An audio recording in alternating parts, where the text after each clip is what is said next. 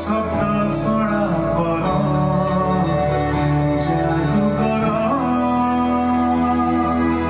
জীবন যার অভুলা নাটক সেই নাটকর সে মহানায়ক যশ উপযশ ভুলি নিজ হস নিজ বাটে দেলে বিঞ্চি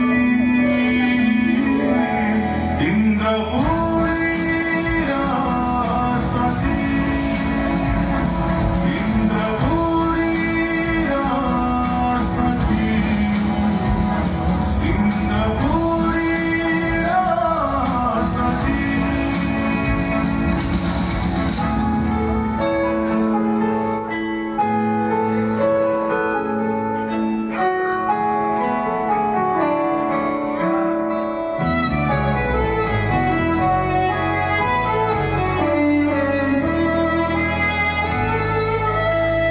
যে